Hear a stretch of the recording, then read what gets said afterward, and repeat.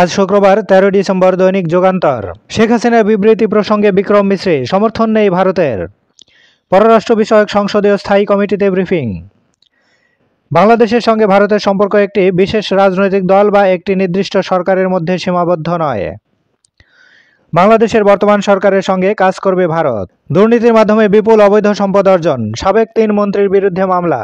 London থেকে ফিরে মির্জা ফখরুল, মামলা শেষ হলেই দেশে ফিরবেন তারেক রহমান। সৈয়দা রিজওয়ানা হাসান, বাংলাদেশ ভারত সম্পর্ক ভালোর দিকে যাচ্ছে, পরিবেশ উপদেষ্টা। আয়নাঘর গুম ও খুনের কথা স্বীকার করলেন ডিজি, বিচারের মাধ্যমেই র্যাব দায়মুক্ত হতে চায়। দুর্নীতি, ক্ষমতার দাপট, নির্যাতনের চিহ্ন পদে পদে। মোশাররফের প্রাসাদোপম বাড়িগুলো বিরানভূমি।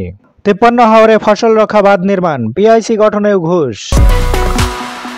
এবার শেষের পাতা, রাজনৈতিক নেতাদের মিশ্র প্রতিক্রিয়া। এই মুহূর্তে গুরুত্ব দিতে হবে জাতীয় নির্বাচনে। সার্ক আমার কাছে বিশেষ গুরুত্বপূর্ণ, ডক্টর মোহাম্মদ ইউনূস। আলোচনা সভায় তথ্য, বিদেশমুখিতা রোধে প্রস্তুত হচ্ছে সরকার।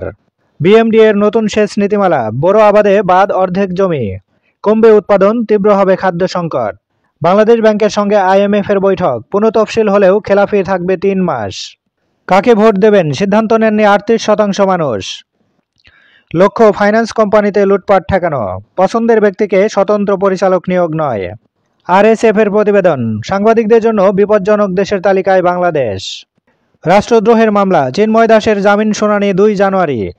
খড়কুটো জ্বালিয়ে নিবারণের চেষ্টা, শীতের দাপটে জবুথবু অবস্থা। স্কুলে ভর্তির লটারি 17 ডিসেম্বর, জানা যাবে অনলাইনে।